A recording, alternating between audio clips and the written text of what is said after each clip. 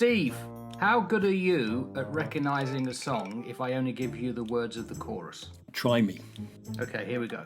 It's a rip-roaring tune. I've been looking for freedom. I've been looking so long. I've been looking for freedom, still the search goes on. I've been looking for freedom since I left my hometown. I've been looking for freedom, still it can't be found. Who's that and what's the song? Yeah, you got me, mate. I've got no idea. It was David Hasselhoff, and in 1989 it was the biggest selling song in Germany. So much so that when the Berlin Wall fell and they had a concert a month afterwards, he, for many Germans, was the actual memory they have. He was high up, looking down on the wall on the Brandenburg Gate, loads of people, and he was singing that song. David Hasselhoff. We're talking Knight Rider, Kit, yes, and Baywatch. And Baywatch. It spent weeks on the German chart. It was number one for 8 weeks. It reached number 4 on the European Hot 100 singles and was eventually certified platinum in Germany and became the best-selling performing single of 1989 in Germany. That's outrageous, isn't it?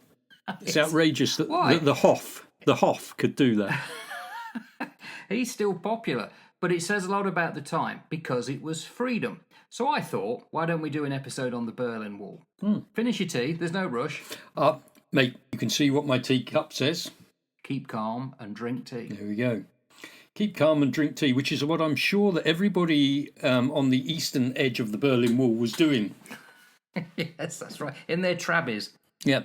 So when was the wall built? 1961. 1961, and it was 155 kilometres long. Wow. But it was not as it was in 1989. There was various guises of this thing. At first, it was quite simplistic. Yep. They put it up overnight, but it got developed, especially in the 70s, to this huge concrete monstrosity. And in fact, there wasn't one wall, there were 2. So not only was it like a physical barrier between East and West Germany, it's also an ideological barrier, wasn't it? Yeah, very much. It was intended to make the German people feel separate. Yeah. The East Germans are separate from the West Germans, but it didn't work. Well, it sorted out that communist bloc, didn't it, on the east side, and the Iron Curtain of the Soviet Union. Why was it constructed? It was constructed, wasn't it, to actually? Yeah, obviously there was the ideological reasons behind it, but it was constructed to stop the brain drain, wasn't it? So there were far too many people that were looking to try and get out of the East into the West. Yeah, you've got to go back to the end of the war. So Russia came in, and they were the first to get to Berlin of all the Allies. There was this rush for Berlin, and by the time that the war ended, it was well known that there was going to be issues with the Allies. So the Allies at that time were France, America, the UK, and Russia, who would all take part, little parcels of Berlin. And Russia got by far the biggest. It was the eastern side, and they also got all pretty much the country around Berlin as part of what known as the GDR, the German Democratic Republic, which was never democratic. Yes, right, the GDR. So yeah. The Cold War was there. Yep. There's no way that the Soviets wanted anything to do with the West, and they didn't want the people, who were then living in a blasted landscape of the rubble of the war, to know how good it was going to be on the Western side. So how do you do that? You first of all do the Iron Curtain, and then in Berlin, because of this strange 4-part separation, so America got a bit, Britain got a bit, France got a bit, and then Russia, you're going to build a wall so that no one could go across from the eastern side. They didn't have to worry about a wall on the eastern side of the city because that was already GDR, that was all Soviet-controlled, communist Germany. It was just the bit that was touching the western part. And that sort of stayed in play, didn't it, for decades? It was 28 years? I know that by the late 1980s, Eastern Europe was suffering a fair bit of discontent by the late 80s. Fair bit of discontent going on there, particularly around economic hardships, lack of freedoms. And also there was the reforms that were happening in the Soviet Union, wasn't it? Because Mikhail Gorbachev came in when did he come in? 1985? around about. We talked about it with That's Thatcher. right. Didn't we? Yeah. So it's about 85 that Gorbachev came in.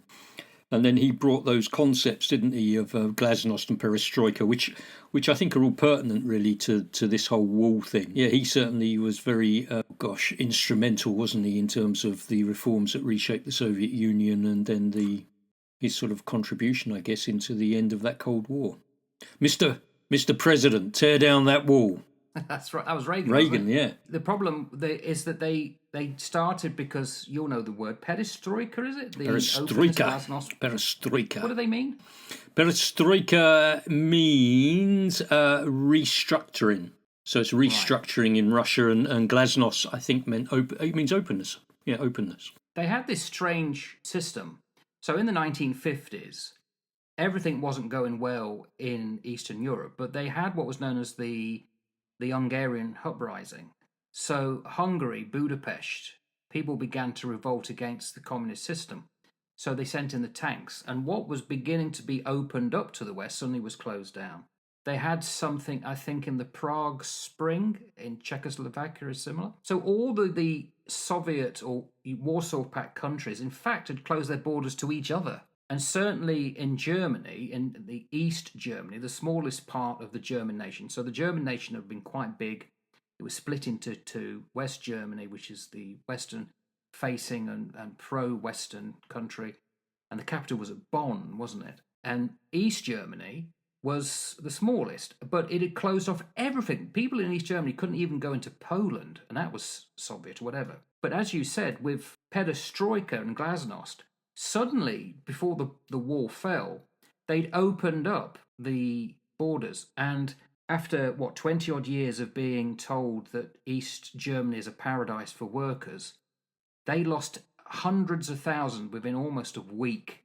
They just up sticks and went. And it was a severe embarrassment to the East Germans.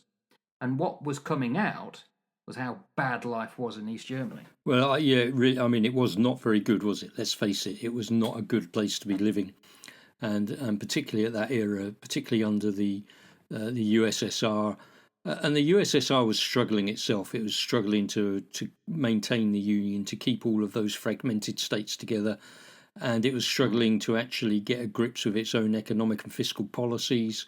It was having one hell of a time. I mean, Gorbachev is a really interesting character in terms of the Russian story, I suppose, because I think he got the Nobel Prize, if I remember rightly. He got the Nobel Prize for sort of bringing to end the hostilities in around about 1990, I think that was. But he's not particularly well loved throughout the whole of Russia these days. He remains quite a complex figure in the Russian understanding of what he was all about. Yes, he was a peacemaker worldwide, but domestically within Russia, he was the one who oversaw the collapse of the USSR as a superpower in 1991. Right. And that leaves a sort of bitter taste in the mouth of many Russians. So for all of the good that he did, we ended up with the dissolution of the Soviet Union, 1991. We end up with the fracturing and the rise of independent states. We now have a war with one of them going on that's been going on for a few years, Russia and Ukraine, which was obviously all part of the USSR at that time. And then you've got the various Baltic states that have also broke away as well. Yeah. So while he achieved quite a lot internationally, I'm not sure that he's got the same kind of love within the Russian people. And conversely, and I might be wrong here, but from the Russians that I've spoken to, Putin is really well loved by a lot of the Russian people. Yet on the international, they've always liked a strong person, haven't they? But on the international stage, he's hated. I wonder how much that is propaganda, though. Well, you've always got to chuck your healthy dose of propaganda in, whichever side of the fence you're sitting on, haven't you? Because whether it's Western propaganda or Eastern propaganda, it's what a Cockney does when he's strutting down the street, isn't it? He's looking at something. He has a propaganda. That's right. He's having a right. He's having a wander about. He's having a wander about and having a right propaganda, geezer. So the border between West and East Germany was quite significant. It was 1,376 kilometres long. And interestingly, 1961, this wall just appeared overnight. There's this great picture of a plane coming over because it was the largest airlift to keep people supplied into West Germany. And that was constant in this period.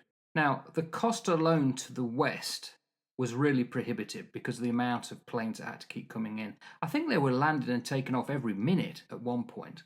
But the expense to East Germany was prohibitive in an economy that couldn't really afford it. So here's some statistics.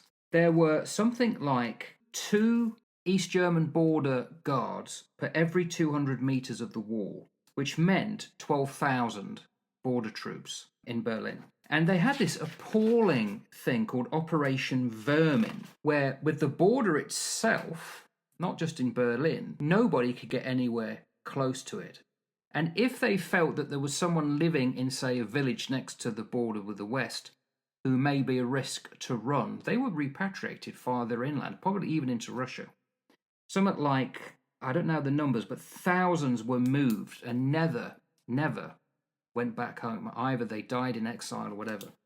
So this was an appalling dislocation of Germans. And then, could you imagine, this is 1961, I was born in 64, you were 67. In our lifetime, we would have grown up watching the collapse of what had been quite a powerful city all around you. Buildings and tenements started to decay. Was it the Stasi, the secret police were Yep. no doubt listening into you? It was just a terrible, terrible period in which to have grown up in. Yes, it was certainly, there certainly weren't the freedoms and liberties that we have enjoyed for so many years in the West. That is absolutely for sure. And I think that's one of the reasons that they started the protests in 89 in the East, in Leipzig. They had these Monday demonstrations where they were wanting reform, and all of these demonstrators going out there saying that we want reform, we want things to change and all the rest of it. And I think that became the sort of catalyst for what happened later on in November of 89. Yeah. I'd like to come to that if you don't mind. Yeah. Shall we just give a couple of things about the wall? Yeah. Because there's not just one wall. So the best way to think about this is that there is a wall towards East Berlin, the Soviet side. And then there was no man land. And then there was a big wall. And it's the big wall that tends to be bits left of it. And that was up to 3 meters tall. That's the one with all the graffiti on it from the western side. And full enough, they erected steps you can go up and an observation tower to look in over. It would have been like a freak show looking at the the east, and how it's slowly getting more and more shabby and less people on the street, and the shops were almost empty of stuff. And then in the west, you were going off to the K-Dam, the Kurfürstendamm, which was the main street of all the McDonald's and all the restaurants. It must have been a weird thing to see. But that no man land was brutal. It's called the Death Strip. There were literally wires that, if you touched them, alerted the control towers. Then they had weapons that, if you tripped wide, it would literally fire a rifle, high-powered rifle. Yeah. Possibly kill you. The ground looked really raked over, but there were almost like these spikes that would have literally got you. And then there was rolls of barbed wire. And there's these paintings and pictures and films of people escaping, throwing themselves on the wire to get through.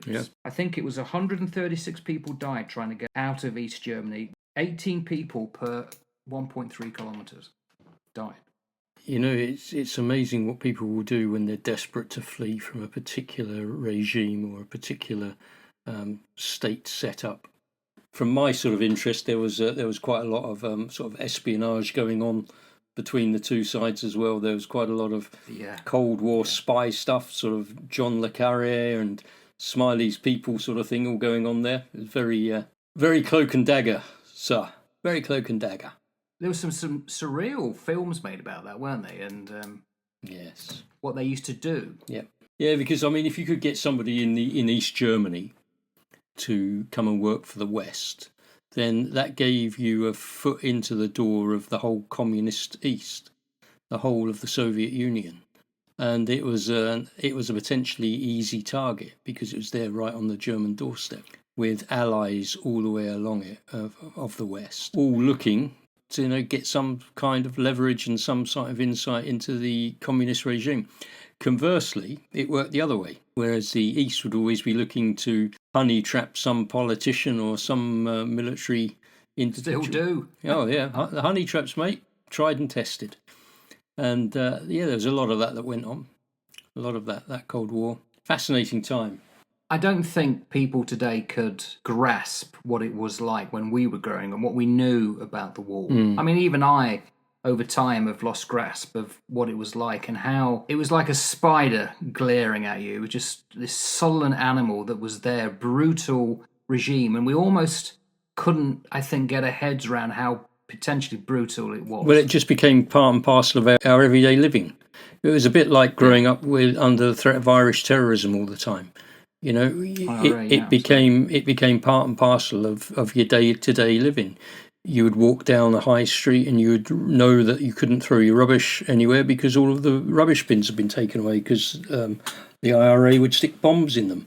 You knew that there was always going to be a threat of Soviet invasion or Soviet nuclear strike. I mean, this is how we grew up. I can remember seeing these things on television with the "You'll be prepared if we have a nuclear incident. Stand away from the windows. Do not open the windows. Please ensure that you draw your curtains. In the event of a nuclear explosion, it's your flipping backside goodbye, mate." That's, you know. And how ironic they've had those conversations recently. I know, mate. I know. Nothing changes. We know this. It just goes round and round and round and round. What we're seeing played out back in our lifetime in the sort of mid-80s and into the 90s, where things started to really open up for the Soviet Union and the collapse of that, and opened up into unified Germany. You know, these sorts of things all going to play around again somewhere along the line. I remember they would often report about Soviet tanks amassing as though it was like a threat. Yeah.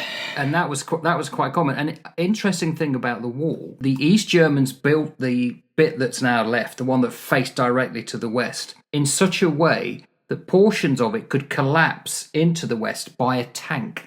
The tanks could knock it over, but not the other way, from their direction, if there was to be an invasion of West Germany. And that was a real threat. The British Army on the Rhine, you know, the British Army in Germany, we had hell of a lot of troops out there, along with the Americans. And in the 80s, matey, there were some very, very, very twitchy moments. Moments where if somebody had rattled their sabre in the wrong way, things could have gone very, very badly wrong. I'm glad you bring that up, because that's something I want to talk about, the actual final day of the war. There's this great quote before I get there, though, from Kennedy. And this, I think, is appropriate today, as it was then. And he said at a speech, I think it's the part of the speech where he famously said, "I am a Berlin hot dog," or something, when he meant to say, "Ich bin ein Berliner." Yeah, that's right. He said, "Democracy isn't perfect, but we," meaning the West, "have never had to put a wall up to keep our people in." And that's the thing about the wall. And this has all struck me about modern times in 2016, when there was this talk about a wall on the southern border to keep out Mexicans. A wall doesn't necessarily keep people out. It keeps them in. And that was always overlooked. And as we now know, it doesn't stop a virus. No. It certainly doesn't stop a mind virus, that's for sure. Don't go down the woke mind virus bottom. It certainly doesn't stop that. I do think there's a big distinction, though, between the wall in Berlin and the wall that Trump is going to be putting up in Mexico. The wall in Mexico is not to keep American people in at all. It's to keep other people out. Whereas the wall in Berlin was to keep the Eastern European Germans in the Soviet bloc. It wasn't anything else. It wasn't to keep the Western Berliners out. It was to keep. Is he threatening to rebuild it then? To do it again? What, Trump? Yeah. Oh, the wall in Mexico. Yeah, I think that's part of his plan. But again, I just don't think that the intent is to keep Americans in. That's a very different thing. Yeah, fair enough. Good point.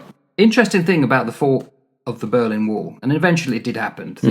The economy of East Germany could no longer support it, and it was almost giving up. It was almost like a whimper. Supposedly, on the day it fell, this is the 9th of November, German television was just doing normal stuff. In the East, there was a speech or a conference by a Gunther Schabowski about typical things that the government wanted to put out that day. And he was asked a question, it was filmed, about the new passports to get out of East Germany. And he vaguely, and this guy was a politician in the Politburo, he stated that they could get passports immediately and therefore leave. And people twigged on, well, that means the war then. That's no longer viable. And so everybody in East Berlin, I won't say everybody, but vast amounts of people suddenly congregated on the wall. And there's this film documentary of a woman screaming at a guard saying, I want to see the Brandenburg Gate. And of course, the Brandenburg Gate was one of the most iconic images of Germany in World War II and before, but it was part of no man's land. You could not go to it. And she was allowed to go. And someone looking back years later said, that was a very important moment. What if one of those guards lost their nerve and started shooting? It could have ended in tragedy. Because the wonder of the fall of the Berlin Wall, there wasn't a revolt. There was no violence. It was a joyful thing that they collapsed. And then that night, all the East Germans came out in their smelly Trabants because they worked on petrol and fumes, and then spent 2 nights non-stop in the bars drinking and getting burgers because they couldn't do so in East Germany. It was an amazing sight. Yeah, I love the fact that happened, that this GDR official makes that mistake and goes, it's okay, we've got a free pass now, off you trot. I mean, he was pretty poorly briefed on that, I think, and I think he said that these new rules were now effective immediately and without delay.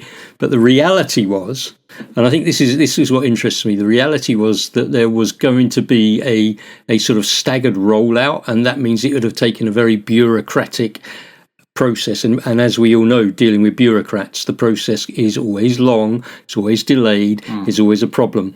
But with his announcement, you ended up with thousands and thousands of East Germans flocking over to the wall there. And the border guards, what do? I mean, when you are confronted with thousands of people and you are, a couple of border guards every couple of 100 metres, you said, didn't you? 2 border guards every 200 metres, and you are confronted with thousands and thousands of people. Here's the thing that you don't do. You don't start firing into the crowd. You go, oh, okay, come on then, off you go. So that mistake got that bureaucratic, horrible process speeded up into warp speed because they just went, screw this, we're out of here. I love it. Great mistake.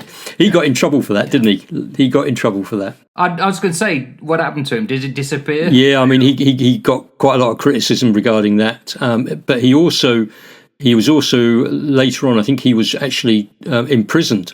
I'm pretty sure he was in prison. 1997, he was convicted for complicity in the deaths of people that were looking to try and cross that border. And he ended up going into prison. He spent some time inside. And when he did get out, he expressed his regret regarding the GDR's involvement in this whole process, all of these actions.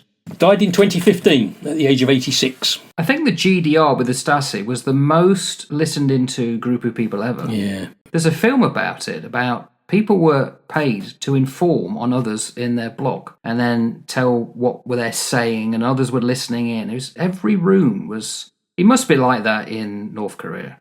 I'd imagine it is, and one of the things that intrigues me about this is that we look on this and we go, that's so bad, that's so terrible, that's so this, that's so that.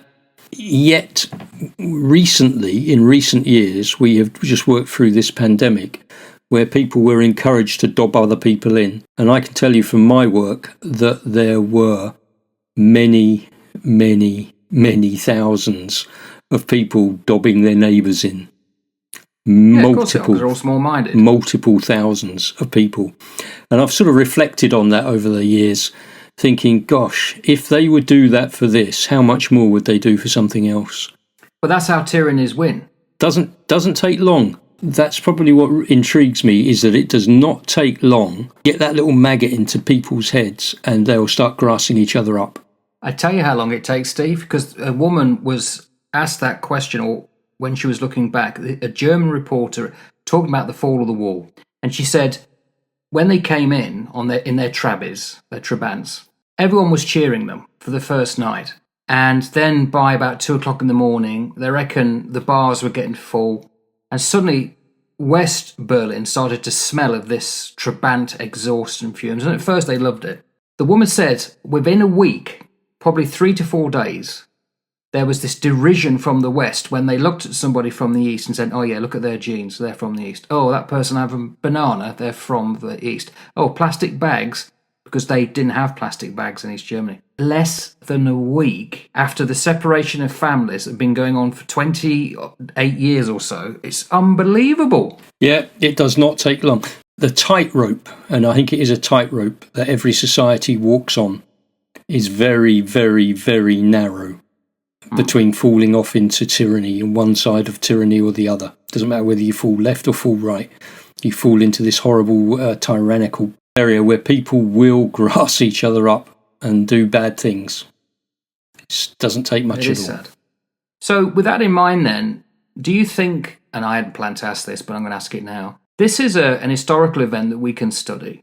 But we know, as Aristotle said, those who do not study history are doomed to repeat it. What can we learn from this bizarre thing that happened with this wall? For me, I would say that there's two key takeaways from that. Always understand that the people that you govern, particularly in a democracy, don't be tempted to go into a totalitarian state, because the people that you govern are going to want two things probably. They're going to want freedom.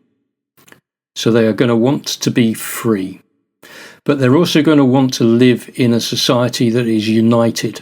And I think most people want freedom and they want unity. They want to feel like they belong somewhere, but they also want to recognise that where they belong, they are free to make their own choices and to live as they choose. Obviously within reasonable parameters. Not just so you can go off and forbid rob, steal and murder and that sort of thing. But most people want freedom and they want to know that they belong. And I think if you take one or either or both of those things away, you end up with a problem. Authoritarianism does not work with humanity. It just does not work. We're not wired that way. We might get browbeaten into submission, but there's always something in us that goes, no. And at some point, that will always bubble to the surface. So I think that's one of the things that we should learn from that, and from looking at the East-West Germany. Well, it was about 40-odd years, wasn't it, that they were actually apart, West Germany and the GDR. It's about 40-odd years, I think they were apart. Yeah. And before they sort of reunited. And, I think that we really do need to learn that lesson, because I can see things in the future where these sorts of mistakes are going to be made. Not necessarily the same actual mistake, but but a series of actions that will lead to the same outcome. If that makes sense. Yeah. What about you? Something you said has got me threading a couple of loose ends together a bit better, because I was kind of in I don't know what to make of it. I was going to say, like Zhou Enlai when he went to Paris in '68 and he was asked the question, what do you think of the revolution? And he mistakenly possibly thought the French Revolution rather than the '68 student riots, and he said it's too early to tell. Right, yeah. And I think it is too early to tell with this. Yeah. Because we seem to be trying to repeat it in some instances. But then you said something, and I'm thinking, there is a tyranny on this planet. It's us with animals. We treat the animals as, really as scum. The way they're treated and mass genocide. We're human animals. The difference, we lifted ourselves up with the power of our minds and history and precedent to generally want to go towards this liberty. And it staggers me that people who want to take that away from the animals don't spend a few minutes thinking, did it work here at this time? No, but okay, that might have been just one. Did it work here, say in the French Revolution? No. What about the time in Paris during 1870? No. There's so many examples, and yet these F-wits still believe that they can do or impose their will on a nation when the majority don't want that. And as you say, people will put up with certain things, but eventually they will revolt if liberty and freedom is taken away from them. They will, and that's what we need to be so mindful of. And that's where I think over the last few years Western democracies have been edging towards, and that has been very concerning to watch, very concerning. May you live in interesting times, is the Chinese curse. The Chinese curse, indeed. Well, Steve, I think that's it then. We've done the Berlin Wall now. Done it, mate. Sorted it. And we were around to see it fall. Yeah, but you see, that's the other thing. We were around. But until I said, let's do the Berlin Wall, I hadn't thought about it for 30 odd years.